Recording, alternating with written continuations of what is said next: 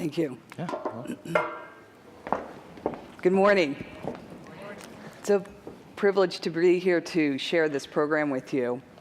It's the idea of our executive director, Brent Osink, and he's connecting the idea that 3/4 of the people in our audience made music at some point in their lives, either instrumental music or they performed in a choir.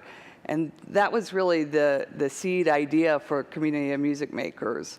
And in order to best express the program, I'm going to play about a just under 3-minute piece, which excerpts a story on KALW out of the Bay Area. And you'll hear the voices of the participants of this program, Community of Music Makers. And then we'll walk through about 8 things we've learned so far. We're definitely still learning. So we're going to go ahead and advance this KALW piece.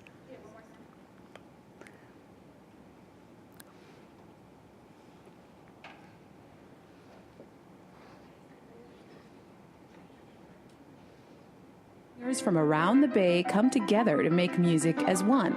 KALW's Alyssa Kapnick stood among them for a recent workshop and brought back their impressions of what it's like to be an ordinary person in such an extraordinary experience.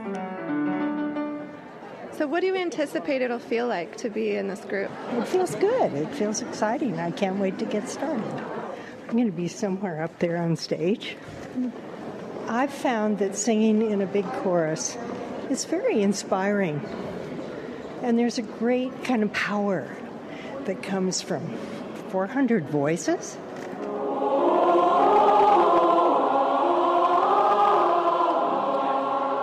I'm Ragnar Berlin, chorus director with the San Francisco Symphony Chorus. So we gather together at 6:30. I have a warm-up, try to get everybody on the same page. I sing on my speaking voice and it's a little bit narrow.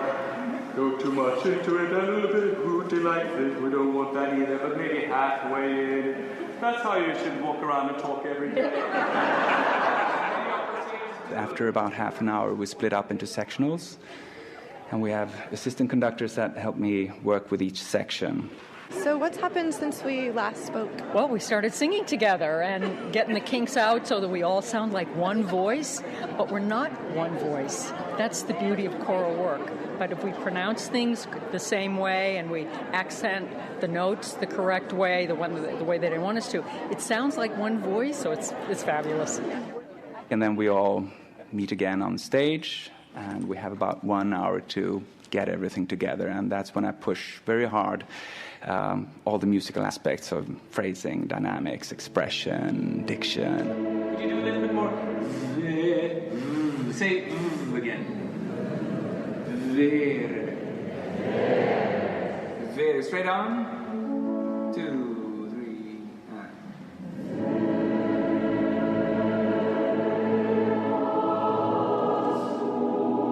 Crescendo.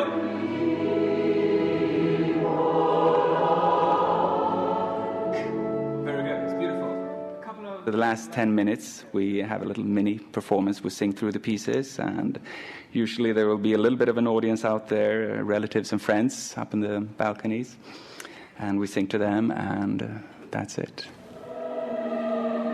The feeling behind the music started to come through the words, as opposed to just singing the words. You know, it did really inspire me to go out and sing more. It really woke something in me that was been sleeping for a while. I just felt like my heart and my soul were open, and the music was flowing out and at the same time kind of flowing in. The group is way better than the individual. The group is what makes it.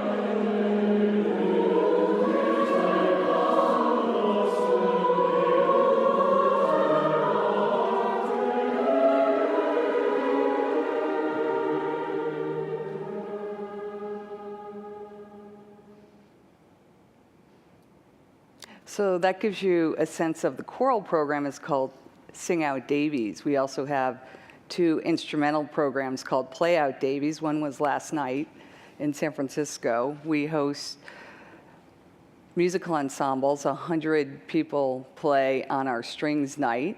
And then we have a woodwinds and brass night as well.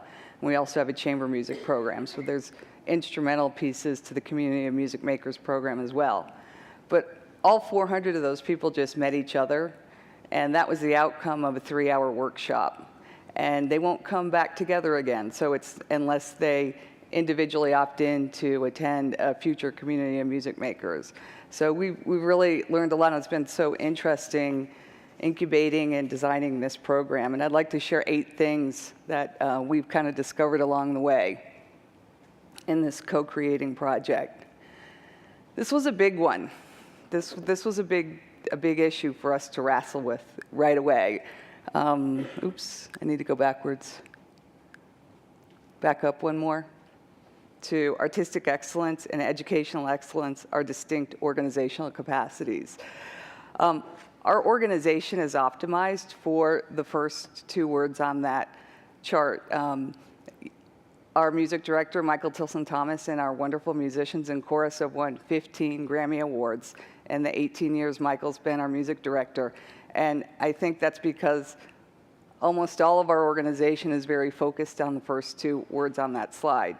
So the idea of inviting the public to come and perform on our stage created a lot of interesting discussions about what do those first 2 words mean. And where the discussions evolved was the idea and the notion that Community of Music Makers would actually embrace educational excellence.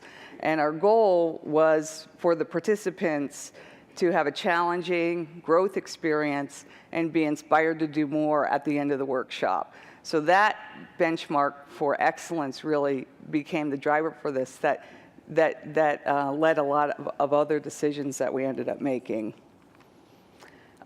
Research helps shape effective program components. I can't stress this enough, research and listening. We used a very high-tech Silicon Valley tool called the internet.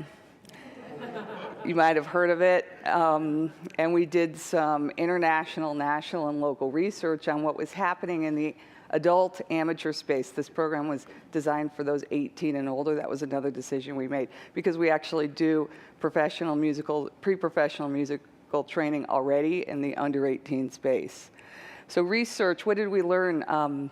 We learned there was not a lot of similar programs at that time. This was 2010. We really liked the Cobweb Orchestra in the United Kingdom. We found out that there were 48 amateur orchestras in Northern California. So we quickly abandoned the idea that we were going to start the 49th amateur orchestra in Northern California because it was important for us to add to the vitality of the musical community and not go head-to-head with existing programs that were already out there. And this led us to understand our unique role and gifts in the community, and I think this is also really important as you're figuring out the what of what you're going to do. And we heard people tell us over and over again, it would be so amazing to learn from your musicians, the musicians of the orchestra and the musicians in your chorus. That would just be such a great experience. And the other thing they told us is, we would love to perform and play on your professional stage. Many amateur musicians do not have access to professional stage, and the idea of them in performance on our stage was a key driver. Carefully consider inclusion and participation modality. This was another big area and something for you to think about. I remember in at least 3 meetings I kept saying, I don't want to be the person to tell a board member they're not good enough to get into our strings program. So we actually moved forward without auditions at all. That was on the table early on. Do you have to audition or not? How do you qualify to be a co-creator, to be a musician in this program as a member of the community? And we dropped auditions. That was a radical move for the planning group to make. You'll notice in the images that we just saw, they're holding folders. So the yellow folders are sopranos, red, alto, tenor, bass. You actually self-select into the program. You tell us what you are. And that's how you sign up. And it's pretty much first come, first serve. All of these programs sell out within 48 hours, many within 24 hours. So you let us know how you want to participate, and the first 400 people get in the chorus program, and the first 100 people get in the instrumental program.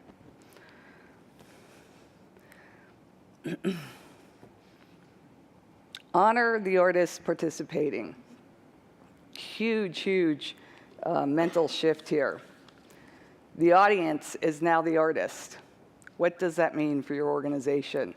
Wow, you will learn so much across the organization about how we have different perceptions about the role of the audience and the role of the artist. But you need to, if you're going to co-create with your community, honor the artists participating. That means for us at the Symphony, those artists came in through the musicians' entrance. What a huge thrill it was for them. They actually kind of got ready backstage. Their names were in the house program. They took their cookie break in the lounge area in the back of Davies Symphony Hall. All of this was a huge, huge part of the experience for them. And the way they were treated was as our artists. And I think if you heard on the tape, they actually sound really fantastic. We were shocked at the level of artistry coming out of the community. We were stunned. The social component plays an important role. This has been really delightful and such an interesting thing to experience in community of music makers. This is a very new experience for everyone, all of the artists on the stage, and I can't tell you how many of those people have what I would call a pre-event anxiety. They've had a lifelong relationship with music. They've never had this opportunity to perform at this level. Some of them are still in lessons, some are not. And there's a preparedness that happens that really surprised us. Many say, oh, I took extra lessons from my teacher, getting ready for tonight. It's so interesting, and they need to connect with each other in the course of that workshop experience and have informal and formal ways to talk. A big part of the program is the cookie break. When you make music, it's physically engaging, and halfway through the program, after the sectionals, we take a big cookie break, and all of the musicians and the participants, the professional musicians from the orchestra, and the participants mingle backstage, and that's a very cherished part of the program right now. Timely feedback and participant story sharing are keys to growth. So the different groups we talk to, and always talk to after every event, Ragnar Bolin, who you heard is our music director, we need to hear from him on how he's feeling about how things are going. Donato Cabrera, our music director for the instrumental workshops. The orchestra musicians and choral musicians who've signed up to be mentors, really important to see how they're feeling. This is very new work for them. Of course, our artist participants get surveyed after every event, and then our staff and volunteers. This is a very, very important piece, and I'd like to give a shout out to Ron Gallman, our Director of Education, and Lolly Lewis, who's the wonderful program manager for this event, and also the founding program manager, Andy Annoni, who's now at San Francisco Ballet. These three individuals really helped listen, shape the program, and bring it into its state today, which is a state of growth. We're always looking for the next thing and trying to leverage what we've learned so far. So that is the Community of Music Makers program.